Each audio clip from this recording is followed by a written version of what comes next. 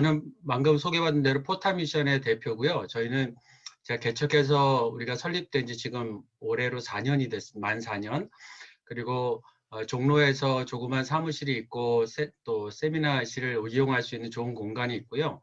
1년에 2번씩 13주, 13주의 기본과정, 똑같은 과정, 기본과정이 있고, 그리고 기본과정을 수료한 사람에 한해서 헌신자 과정을 합니다. 그래서 저희가 함께 이제 각 사회 영역에 함께 선교할 수 있는, 실제로 그 안에서 일상의 복음으로 살아갈 수 있는 청년들과 함께 연대하고 연합하고 네트워킹하는 것을 목표로 지금 진행하고 있는데 재밌게 합니다. 그리고 은혜롭게 진행이 되고 있습니다. 그런 가운데 저도 IBA에서 하는 이런 비즈니스 에즈 미션에 조금 더 구체적이고 좋은 사례들을 좀 수집해야 되는 상황이 돼서 한 3년 됐나 2년 됐나요? 그때 이제 같이 이 모임에 합류하게 됐는데, 이렇게 여러분들을 만나게 되는 거는 아마 작년에 한 번 있었고 이제 올해 제가 처음인 것 같아요. 그래서 저는 아주 너무 반갑고 감사드립니다. 저는 남서울은혜교회에서 홍정길 목사님이 개척한 남서은혜교회에서 10년을 탈북 성도들과 함께 지도 목사로 있었습니다. 보통 대형 교회는 2년에 한 번씩 그 부서를 바꾸는데 저는 저 혼자만 유일하게 10년을 한 부서에서 있었어요. 그만큼 이제 그 부서에만 특화돼 있다고 생각을 했는지 원래 이제 북한 선교 소명을 받기도 했는데, 남서은혜교회에서 사역한 지 6년이 되던 해에 이제 저한테 도전이 있었습니다. 질문이. 그게 뭐였냐면, 탈북민과 사역하고 남북한 성도와 아주 재밌고 즐겁게 사역을 했는데, 과연 지금 한국교회에 부서로서 존재하고 있는 탈북민 남북 성도 공동체 모델이 통일이 되면 북한 지역에 바로 적용될 수 있느냐 하는 질문이었어요. 저는 이거 마치 계시적으로 좀 왔었어요, 마음에. 그 교회 카페에서 커피를 마시고 있는데 주일날 좀 오후에 사역 마치고, 근데 불현듯 그 생각이 드는 거예요. 그리고 나서 제가 남서은혜교회 통일선교위원회 사역을 한번 점검하고 한번 연구하다가 이건 이대로는 안 되겠다라는 결론을 내리고, 그때부터 기도하는데 지금의 포타미션의 이 영역선교 운동을 그때 정말 이거 이렇게 얘기하면 저 이상하게 보지 마십시오. 정말 계시적으로 엄청나게 빨리 하나님이 이렇게 진행을 해주셨어요. 그래서 지금까지 왔는데 저는 분명히 확신하는 게 있습니다. 통일 선교든 북한 선교든 이제 설명을 드리겠지만, 통일이라고 하는 것 자체는 대한민국에 태어난 모든 그리스도인들에게는 공통된 소명이다. 그리고 또 사명이다. 우리는 반드시 이 과제를 또 해결해야 될 의무가 있다. 또 하나는 어찌됐든 반대하든 안 하든 하나님이 통일을 주시면 그걸 살아내야 되는 입장에 있습니다. 원하든 원치 않든. 그러니까 원하지 않아도 살아낼 수밖에 없는 삶의 영역으로 들어와 버리는 거예요. 보통 선교라고 하면 선교지로 가는 게 대부분의 생각인데, 코로나19 이후에는 이제 선교지에 있던 선교사님도 들어오죠. 해외에 있는 이주민들, 다음 주에 이제 이주민 주제라, 내일인가요? 이주민 주제가 있는데, 이주민 주제만 해도 이주민은 우리가 갈 수 없는 지역에 있는 선교 대상자들이 이제 대한민국으로 들어와 버린 거예요.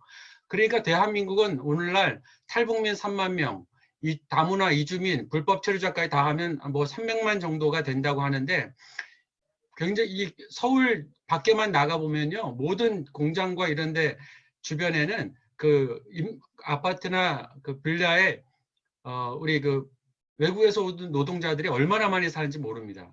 그러니까 그냥 어울려 사는 거예요. 이러한 것처럼 통일도 언젠가 우리에게 올 때 갑자기 이제 함께 삶으로 살아가야 되는데, 과연 이것을 모르고 준비를 안 했다? 그러면 그건 정말 혼란이 오고, 하나님은 분명히 우리에게 이 혼란에 대해서 왜 한 번도 너희는 생각 안 하느냐, 난 이 질문을 분명히 할 거라고 봐요. 언제든지 선지자들에게 했었던 질문처럼 선지자들을 통해서 이스라엘 백성들에게 죄를 얘기했을 때 하나님의 율법과 계명과 하나님의 말씀에 대해서 제대로 지켜내지 못하고 그것을 경홀히 여긴 것에 대해서 항상 지적하는 게 선지자들의 공통적인 하나님의 질문이었거든요. 근데 그렇게 정책하실 수도 있다는 거죠. 왜냐하면 이거는 우리에게 주신 그냥 삶이에요.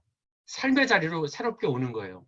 그런데 이런 부분들을 한국교회가 만약에 제대로 살아내지 않는다, 이거를 그냥 특별한 사역이라고 생각한다면은 굉장히 큰 이제 난관에 부딪힐 수밖에 없습니다. 그런데 이렇게라도 우리가 함께 만나서 이 부분이 보편적 사역으로 전환될 수 있도록 함께 좀 인식을 바꿔준다면 저는 굉장히 통일의 분야에 하나님이 새로운 창구들을 많이 열 거라고 확신을 해요. 그런 부분들을 좀 한번 같이 나누고 하면 좋겠습니다. 제가 지금 PPT를 할 건데 좀 이게 활성화가 되나요? 예, 예, 예. 네, 되어 있습니다. 네, 예. 제가 그럼 한번 공유하겠습니다. 제가 보이시죠? 네. 잘 보입니다. 네. 자, 통일선교라는 말이 있고 북한선교라는 말이 있습니다. 그런데 제가 지금 시간이 없기 때문에 통일선교, 북한선교라는 말을 일단 혼자 한다는 것만 아시고요. 이 부분을 이제 분리해서 설명하지 않고 좀 넓은 의미로 통일선교라는 것을 조금 설명하고 이어져 나가겠습니다. 아시다시피 그 넓은 의미로 통일선교라는 말은요, 에베소서 1장 10절을 근거로 해서 하늘에 있는 것이나 땅에 있는 것이 다 그리스도 예수 안에서 통일되게 하려 하심이라요. 그런데 에베소서 1장 10절에 나와 있는 요 한 구절은 1장과 2장을 전체 묶어도 손색이 없는 구절입니다. 그리고 이거는 하나님의 구속의 역사에 근거한 선교 개념을 포함하고 있고 구속의 개념을 포함하고 있는 굉장히 광범위하면서도 한 문장으로 선교와 구속의 역사를 요약한 아주 중요한 구절이죠. 그런데 여기 나와 있는 통일이라고 하는 용어가 성경에서 유일하게 신약 성경에서 한 번 나와요. 물론 에베소서 뒷편에 보면 통일이 나오는데 헬라어의 통일이라는 말을 그 전치사를 우리 한국말로 통일이라고 번역한 약간의 좀 오역이 있습니다. 그런데 여기 1장 10절에 나와 있는 통일은 우리가 생각하는 통일이라는 의미와 헬라어에 나오는 의미가 거의 흡사합니다. 의미도 그렇고 정서도 그렇고 굉장히 독특하지만 흡사한 우리가 생각하는 통일과 굉장히 흡사한 거예요. 그래서 갈라졌던 것이 다시 하나로 모이다 이런 말이고 신약 성경에 구약 성경에는 샬롬이라는 말이 있죠. 근데 신약 성경에 샬롬을 대체하는 말이 에이레네라는 단어예요. 에이레네라는 단어. 근데 에이레라는 단어를 사도 베드로가 고넬료와 함께 했을 때 그때 예수님에 대해서 설교할 때 뭐라고 그러냐면 이 복음은 화평의 복음이다라는 말을 써요. 근데 그때 화평이라는 말이 에이레네라는 복음입니다. 근데 에이레네라는 말의 뜻이 뭐가 있냐면 갈라졌던 둘이 다시 합쳐지다라는 뜻이 있어요. 그러니까 하나님이 보셨을 때 샬롬이든 에이레네는 분열됐던 사람들이 하나가 돼서 하나님의 하나이신 성품을 닮아갈 때가 하나님 보실 때 가장 좋은 거예요. 교회가 분열하는 거 사실 하나님 앞에서 그 용납될 일이 아닙니다. 그리고 뭐 이 나라와 하나님이 주인인 나라가 분열되어 있는데 예수 믿는 사람들이 아무런 액션을 취하지 않는다? 사실 이것도 하나님이 원하지 않는 거예요.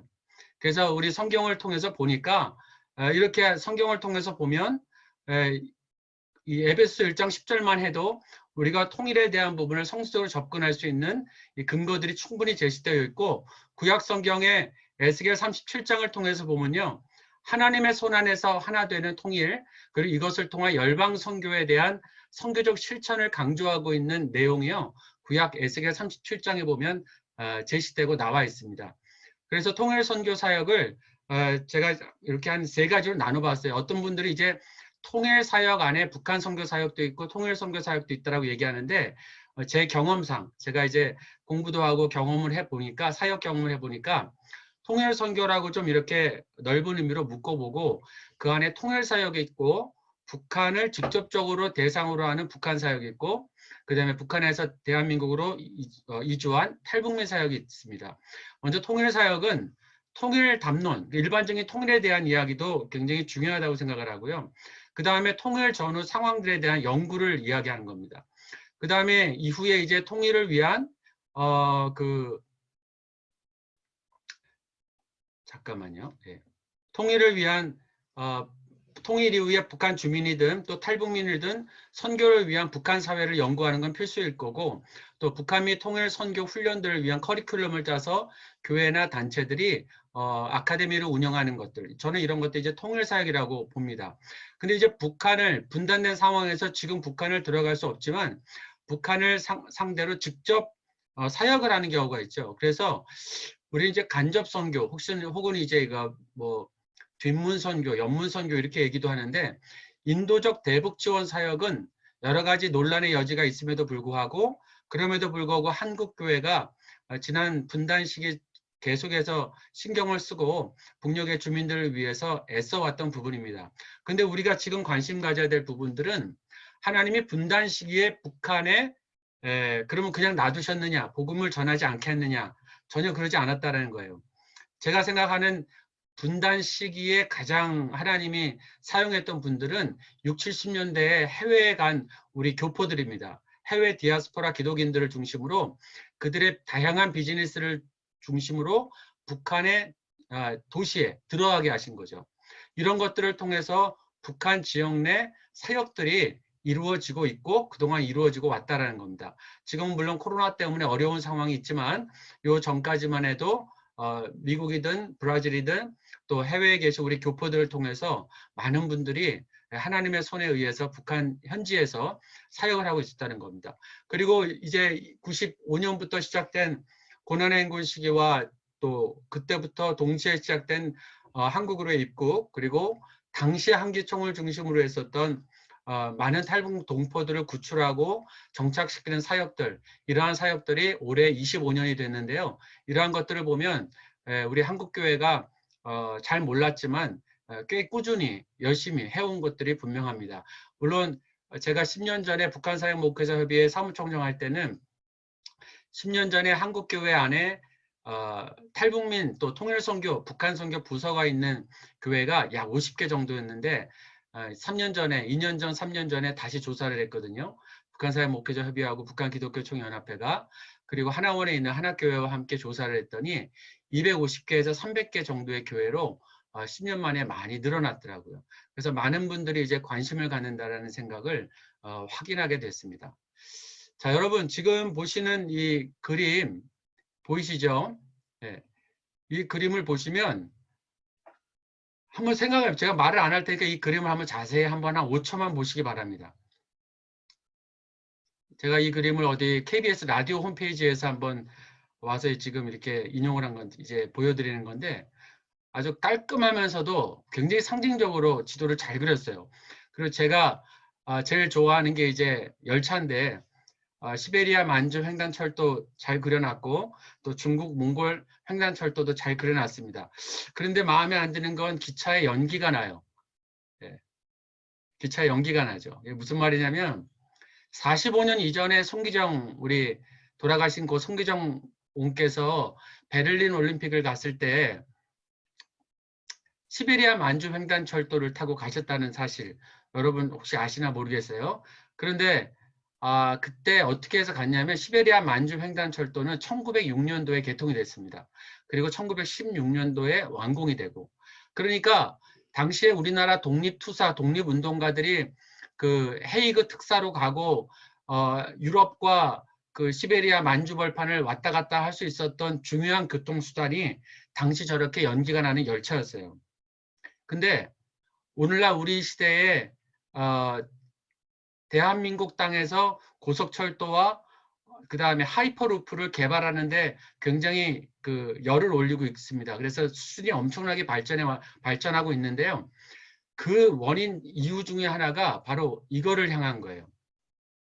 이거 굉장히 간단하게 나와서 제가 참 그림이 좋아서 여기에 실었는데 원래는 이게 거미줄처럼 굉장히 복잡합니다. 그런데 아시다시피 우리 문재인 대통령과 김정은 위원장이 만났던 판문점 회담 이후에 그 해 6월에 유라시아 횡단철도를 사용할 수 있는, 가입할 수 있는 국가들이 따로 있었습니다. 회원 국가들이. 근데 그 이전에 우리 대한민국은 북한이 반대하고 중국이 기권했기 때문에 못 들어갔었어요, 여지껏. 근데 판문점 선언을 했었던 그 해의 6월에 키르기스탄에서 이 관련된 철도국의 나라에 관련된 장관급에 있는 담당자들이 와서 회의를 했는데, 이때 북한에서 찬성을 해줬습니다. 그러니까 중국이 그걸 보고 북한이 웬일로 찬성하냐, 우리도 찬성한다 해서 만장일치로 찬성을 해서 더 이상 다시 물을 수 얻게끔 돼서 드디어 우리나라가 이 유라시아 횡단철도를 사용할 수 있는 권한을 얻은 나라가 됐어요. 다 아시는 것처럼 표정을 하는 거 보니까 다 아셨나 보네요.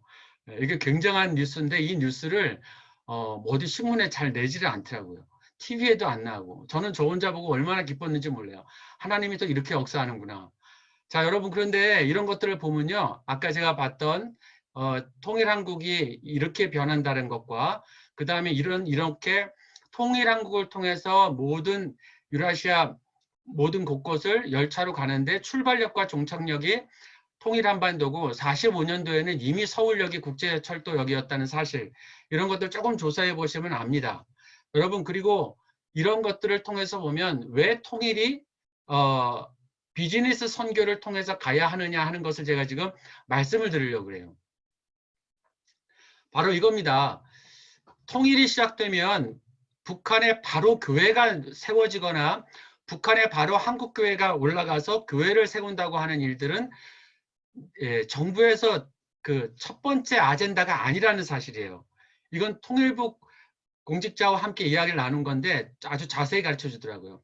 한 번은 10년 전에 목사님도 통일되면 북한 가서 교회 질 거죠? 그래서 제가 그럼 목사가 교회 짓지 절 짓겠냐고 하고 이제 핀잔을 줬어요. 그랬더니 이 양반이 하는 말이 목사님이나 스님이나 신부님도 이래서 문제라고. 스님도 성당 짓고 말이야. 아니 스님이 성당 짓는데 스님 절 짓고 말이야. 또 신부님들도 성당 짓고 목사님도 교회 짓고. 아니 목사님 잘 생각해 보라고. 고속도로가 제대로 깔려 있습니까? 기름이 납니까? 물이 나옵니까? 도대체 어떤 방법으로 가서 건물을 지려고 그래요? 그러는 거예요. 그래서 그러네. 그럼 어떻게 해요? 했더니 목사님 다 걱정 말라고. 우리가 정부 차원에서 인프라 건설을 할 거라고. 그래서 고속도로, 철도, 항만 뭐 이런 것들을 전부 다 해서 경제활동과 일반적인 사회활동이 가능하도록 SOC, 사회간접자본 인프라를 다 건설할 테니까 그러고 난 다음에 여가활동이 좀 되는 단계 때 들어오실도 충분합니다. 염려 마세요. 이러는 거예요. 제가 그때부터 이거를 아는 겁니다. 통일은 절대로 교회가 교회 짓겠다고 맨 먼저 올라갈 수 없다라는 사실. 그럼 뭐냐? 교회 짓지 말라. 아니에요. 교회 짓지 말라는 게 아닙니다. 북한 주민을 최초로 접촉하는 남한 기독교인들의 역할을 우리가 눈여겨볼 필요가 있다는 거예요. 그래서 북한 지역 인프라 과정에서 정부 차원에서 정부와 민간 기업 중심으로 분명히 북한 지역에 수많은 한국의 노동자들이 갈 텐데 그때 북한에 있는 주민들을 접촉하는 사람들이 제가 보기에는 평범한 직장을 다니시는 분들일 겁니다. 특별한 전문인이 아닐 거예요. 그래서 우리가 이 비즈니스 선교라는 것을 전문인 사역이라고 얘기할 수도 있겠지만 저는 평범한 직장을 다니는 남한 기독교인들이 할 수 있는 굉장히 좋은 평범한 일상의 선교라고 보는 거예요. 저희 포타 미션이 이야기하는 화두가 있는데 일상의 복음으로 일상의 선교하자 이거예요. 그게 비즈니스 선교가 포함되어 있고 비즈니스라는 것은 이제 어떤 자본이 창출이 되잖아요. 또 일자리가 창출이 되잖아요. 그렇다면 비즈니스는 단순히 회사라는 것보다 뭐 교육을 통한 회사가 될 수도 있고 음악과 예술을 통한 회사도 될 수 있고 스포츠, 피트니스 센터 이런 것도 얼마든지 사업이 가능하기 때문에 이 모든 영역을 통해서 비즈니스 선교를 우리가 좀 가지고 와서 강화할 필요가 있다는 거죠. 그래서 통일 선교를 위한 한국교회는 분단 시기에 해외 디아스포라 기독교인들이 경험한 북한 내지 사역을 철저하게 좀 연구해서 모범 사례로 삼아야 됩니다. 이걸 무시하면 안 될 것 같아요. 그리고 탈북민 선교 지금까지 25년 하고 있는 거 이걸 통해서 북한 주민이 이해하는 것을 역량을 높여야 되고 그다음에 국내 통일 직후 대비할 성도들의 통일 사역을 역량을 이제 높이는 어떤 설교나 이러한 것들이 굉장히 필요하다는 거예요. 그리고 통일 선교를 그래서 이렇게 한번 단계를 해보자. 통일 직후 비즈니스를 중심으로 한 인프라 선교 단계에 우리 평범한 직장인들 또 전문적인 사역을 하는 분들의 비즈니스 선교사들을 총동원시키자. 그래서 이분들이 북한 지역의 직업을 통해서 갈 경우에는 가장 좋은데 그렇지 않은 우리 그 외의 모든 한국교회 성도들은 북한 지역의 이 단계와 함께 지역에 예를 들면 이제 청소 또 뭐 구충제 나눠주고 결핵약 나눠주고 또 빨리 우유를 나눠주고 하는 이런 봉사활동이 필요한 단계가 있을 텐데 이런 경우에는 뭐 저도 그렇고 많은 성도들이 갈 수 있어요. 그런데 인프라 단계가 일단은 제대로 정착이 돼야 이런 모든 것들이 가능하거든요. 그래서 인프라 선교 단계에 비즈니스 선교할 수 있는 모든 사람들을 총 집중을 시켜서 최초로 만나는 북한 주민의 마음을 사자라는 거예요. 교회를 먼저 얘기하지 말고 예수를 말하는 게 아니라 예수를 보여주는데 인프라 단계 때 먼저 가자라는 거예요. 그러면서 만나기 시작하는 북한 지하교회의 교인들을 만나게 될 거 아닙니까? 왜냐하면 남한의 기독교인들이 북한에서 활동하는 날이 오게 되면 가장 먼저 우리들에게 관심을 가질 사람들이 지하교회 출신들일 거거든요. 그다음에 그루터기 성도들, 이런 분들을 통한 원주민 중심의 북한 지역교회를 개척하는 것을 시도해 볼 수 있는 단계를 가지고 우리가 좀 연구를 해야 되지 않을까. 저는 그런 대문을 여는 것을 비즈니스 에즈 미션의 이런 비즈니스 선교의 필요성이 크게 대두될 거라고 보고 그렇게 돼야 된다. 그래서 평범한 직장을 다니는 남한 기독교인들의 역할이 매우 중요하다라고 생각을 합니다. 그래서 이렇게 영역에 대해서 좀 이건 시간이 없어서 말씀을 못 드리고요. 저희 포타 미션의 10개 영역을 상호작용과 서로 이제 영적 정서적 영향을 받는다. 가정과 교회를 베이스로 이렇게 그냥 표현하고 설교를 이제 강의를 하지만은 이 두 가지 이겁니다. 평범한 직장과 전문 영역을 통해서 지속적인 실천과 즉각적으로 대응이 가능해요. 그런데 일반 선교의 방법론으로는 제가 아무리 봐도 목회자로서 봐도 역량이 좀 딸립니다. 그러니까 북한 주민을 만나서 사형리를 하고 뭘 하고 이런 사고 개념으로는 안 된다라는 거죠. 사형리는 그 다음에 하더라도 일단은 북한 주민에게 사도행전 2장 46절에 칭송을 받다 할 때 칭송이라는 단어가 굿이 아니라 favor라는 단어예요. 호감을 받다.